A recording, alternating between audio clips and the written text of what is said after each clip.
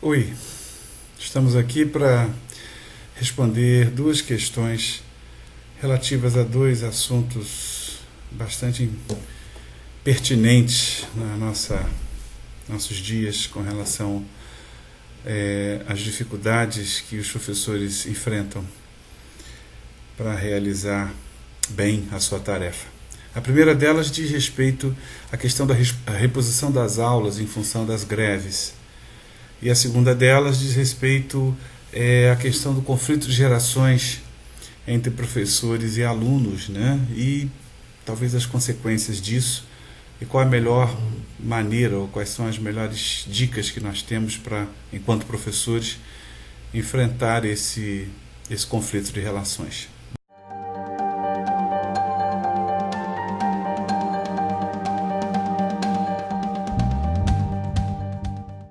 Esse é um tema bastante polêmico porque envolve diferentes interesses e no meio desses interesses, na verdade, o principal foco fica tendo uma análise secundária, que é a questão da aprendizagem dos alunos, né?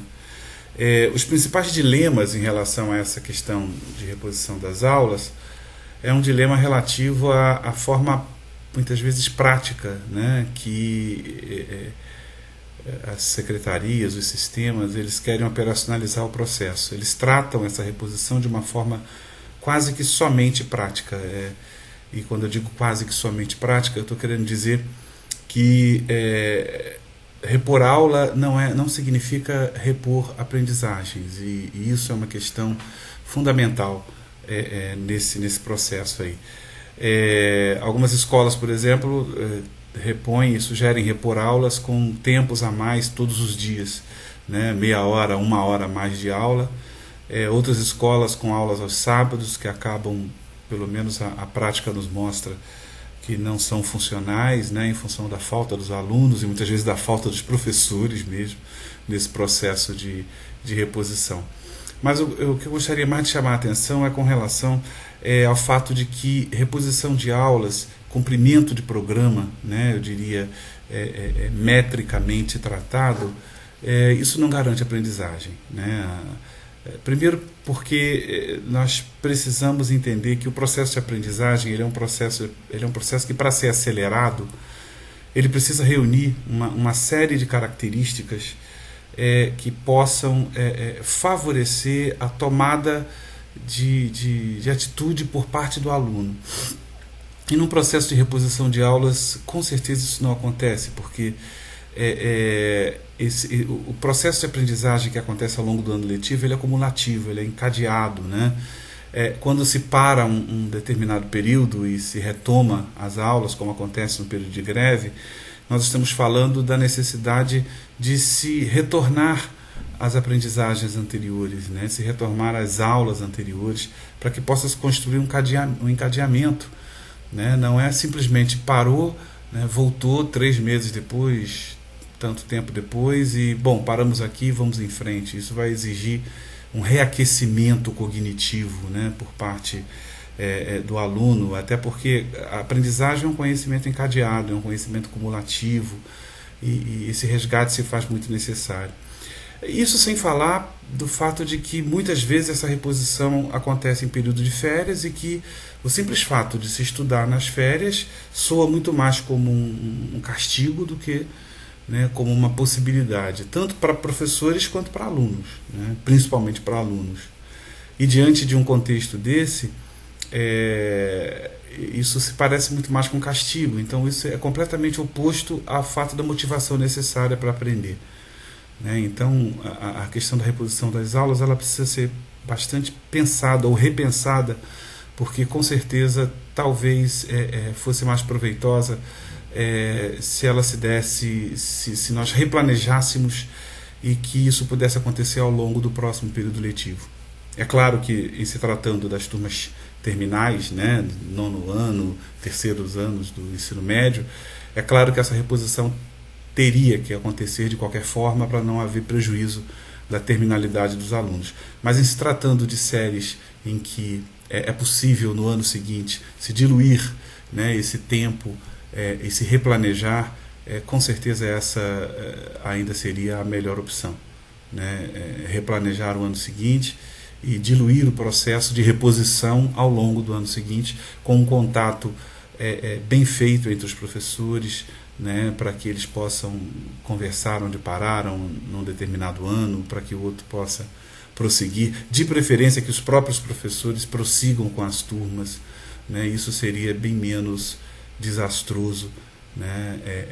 A questão da reposição das aulas em função, em especial, de períodos de greve.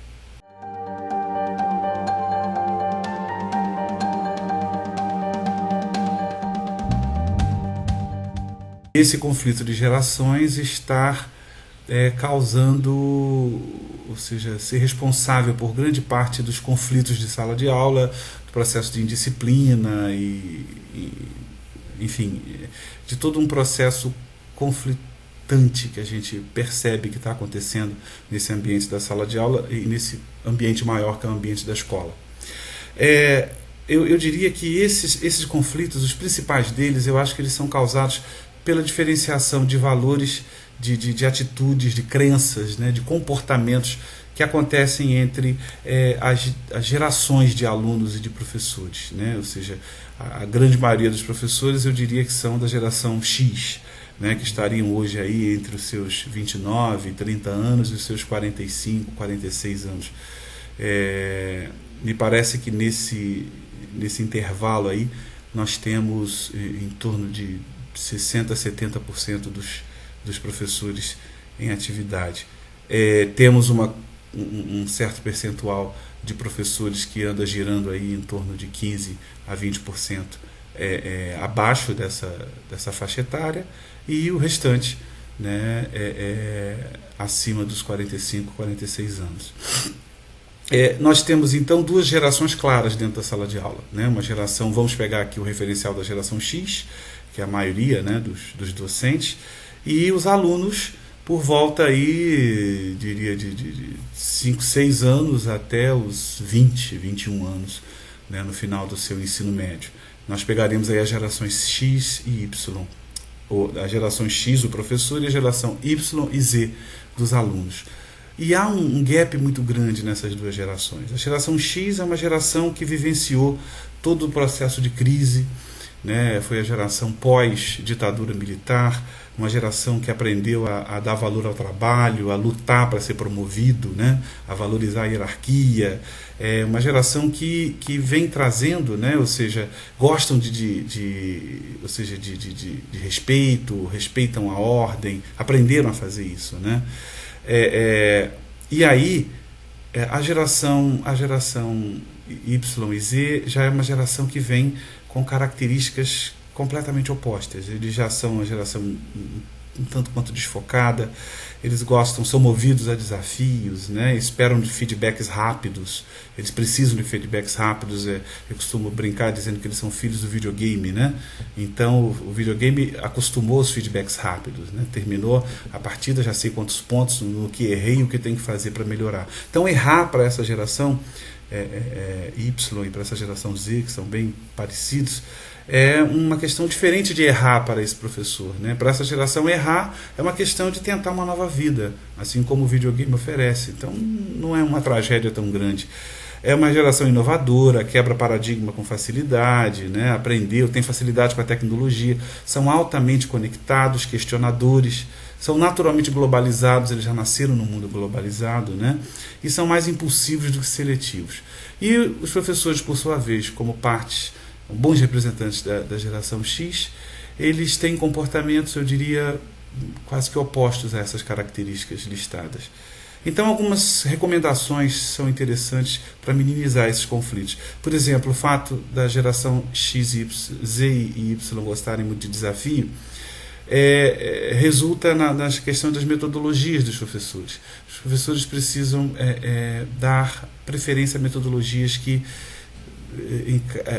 levem os alunos a encararem mais o desafio. Eles gostam do desafio, né?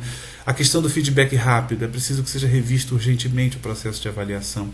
Não dá para a gente ter ainda a avaliação hoje e uma demora para que esse retorno aconteça. Uma avaliação mais imediata, talvez online, outra vez já realizada em laboratórios de informática, seja uma avaliação mais adaptada a essa geração. Né? Eles são zapeadores, né? Principalmente a geração Z, o Z vem daí, né? De zap. Eles são zapeadores e, em função disso, atividades de concentração são necessárias. Né? São gerações inovadoras que quebram paradigmas, então é preciso que a gente leve em consideração nas aulas a questão da inovação, da criação, da criatividade, do pedir a eles caminhos fundamentados, mas que dê espaço para que eles possam criar. Isso tudo com o uso, né, dos recursos tecnológicos, que eles são altamente íntimos, né, dessa geração.